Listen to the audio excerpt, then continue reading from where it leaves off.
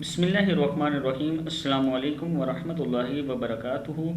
عابد راضی چینل کی طرف سے آج میں آپ کو سورہ لہب پڑھنا سکھاؤں گا۔ انشاءاللہ اس کا ترجمہ بھی ساتھ بتاؤں گا۔ اس سے پہلے میں اپنے تمام دوستوں سے گزارش کروں گا اس چینل کو سبسکرائب کریں تاکہ ڈیلی آپ لوگوں کو ایسی اچھی ویڈیو مل سکیں۔ تو سٹارٹ کرتے ہیں آج کا لیسن۔ بسم اللہ الرحمن الرحیم۔ سورۃ اللہب مکیہ، یہ سورت مکہ میں نازل ہوئی، آیات اس کی 5 اور رکوع 1 ہے۔ تو سٹارٹ کرتے ہیں۔ بسم اللہ الرحمن الرحیم۔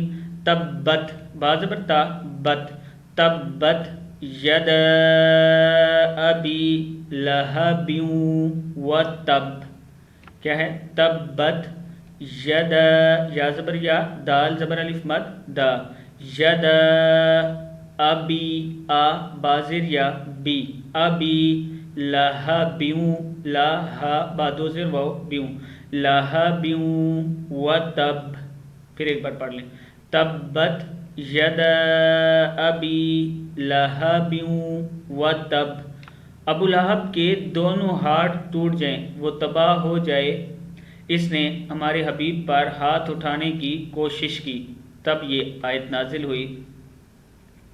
آگے دیکھیں، ما اغنا، حمزہ زبر غین، اغ نون کھڑا زبر نا، ما اغنا عنہ مالہ وما کسب، پھر پڑھ لیں اس کو، ما اغنا عنہ مالہ، مالو ہاؤلٹا پیش ہو، مالہ وما کسب، اسے اس کے مال نے کچھ فائدہ نہ پہنچایا اور نہ ہی اس کی کمائی نے۔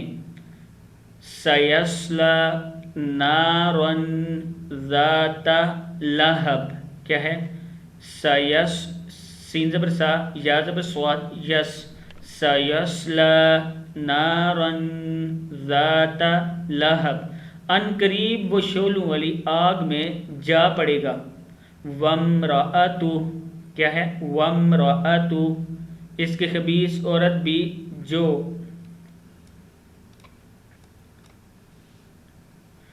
کانٹے دار لکڑی کا بوجھ اٹھائے پھرتی ہے۔ وامرأتہ حمالۃ الحطب، حمالۃ الحطب، لکڑیوں کا بوجھ اٹھائے پھرتی ہے۔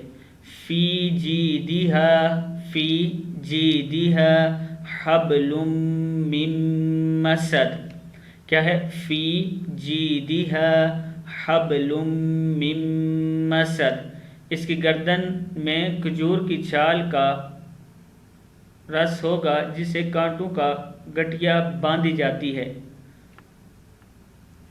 تو دوبارہ ایک بار میں سورہ پڑھ دیتا ہوں۔ تبت ید ابی لہب و تب، ما اغنا عنہ مالہ وما کسب، سیصلی نارا ذات لہب وامرأتہ حمالۃ الحطب فی جیدہا حبل من مسد۔ یہ آخری آیت کی ترجمہ ہے۔ اس کی گردن میں کھجور کی چھال کا وہی رسہ ہوگا جس سے کانٹوں کی گٹھیا باندھی جاتی ہے۔ صدق اللہ العظیم۔ اس ویڈیو کو آپ نے آگے شیئر کرنا ہے تاکہ آپ کے دوست بھی پڑھنا سیکھ سکیں۔